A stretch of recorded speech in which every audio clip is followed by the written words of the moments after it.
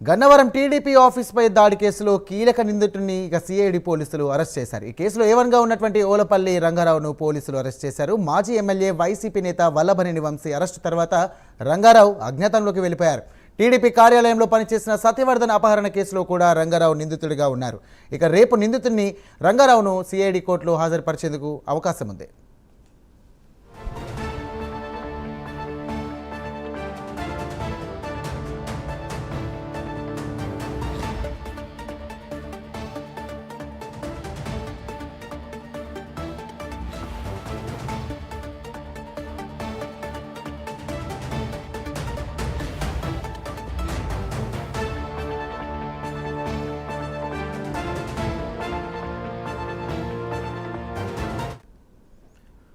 Right, breaking చూస్తున్నాం. Gannavaram TDP ఆఫీస్పై దాడి కేసులో కీలక నిందితుడిని సిఐడి పోలీసులు అరెస్ట్ చేశారు. ఈ కేసులో ఏవన్గా ఉన్నటువంటి ఓలుపల్లి రంగారావును పోలీసులు అరెస్ట్ చేశారు. మాజీ ఎమ్మెల్యే వైసీపీ నేత వల్లభనేని వంశీ అరెస్టు తర్వాత రంగారావు అజ్ఞాతంలోకి వెళ్ళిపోయారు.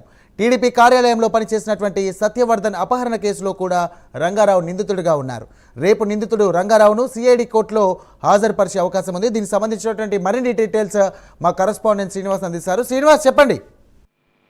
Thank you. ఏదైతే గన్నవరం టీడీపీ కార్యాలయం దాడి కేసులో కూడా A1 నిందితులుగా ఉన్న రంగారావు కూడా గత కొద్ది రోజులకు కూడా పోలీసులు తప్పించుకొని ఆయన పరారీలో ఉన్నాడు. అయితే ఈ కేసులో ఆయన కీలక నిందితుడు అనమాట. అయితే వల్లభనేని వంశీ అరెస్ట్ తర్వాత అప్పటి నుంచి అతను ఆచూకీ లేకుండా కూడా మాయమైపోయాడు. అయితే పోలీసులు అతని కోసం పెద్ద ఎత్తున కూడా వేట ప్రారంభించారు. అయితే ఈ కేసులో ప్రధాన ఇప్పటికీ వల్లభనేని వంశీ ప్రస్తుతం అతను రిమాండ్ లో ఉన్నాడు అతను. అయితే ఏదైతే టీడీపీ కార్యాలయంపై దాడి కేసులో రంగారావు ప్రధాన నిందితునిగా ఉన్నాడు. అయితే ఇప్పుడు పోలీసులు అతన్ని అరెస్ట్ చేశారు.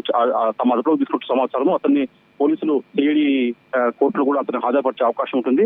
అయితే రంగారావు ఏదైతే సత్యవర్ధన్ కిడ్నాప్ కేసులో అతను కూడా నిందితుడిగా ఉన్నాడు. సత్యవర్ధన్ టీడీపీ కార్యాలయం కేసులో అయితే ఫిర్యాదుగా ఉన్నాడు. సత్యవర్ధన్ పై అతను కిడ్నాప్ చేసి అతను బెదిరించినట్టు కూడా ఒక కేసు నమోదైంది. ఆ కేసులో కూడా రంగారావు అంటే వల్లభనేని వంశీ కూడా అతను ప్రధాన అంశుడిగా ఉంటాడు. ఇతను కూడా ఈ కేసులో నిందితుడిగా ఉన్నాడు. ఈ రెండు కేసుల్లో ప్రస్తుతం రంగారావు మొత్తం కీలకమైన నిందితుడిగా అని చెప్పుకోవచ్చు. ఈ కేసులో ప్రస్తుతం అతన్ని రంగారావు కూడా పోలీసులు సిఐడి కోర్టులో హాజరుపరిచే అవకాశం ఉంటుంది. దాని తర్వాత రిమాండ్ పంపించే అవకాశం ఉంటుంది. దాని తర్వాత కూడా ఆ రంగారావు నుంచి పోలీసులు మరిన్ని వివరాలు రాబట్టే అవకాశం ఉంటుంది. Sai. Right, thank you Srinivas.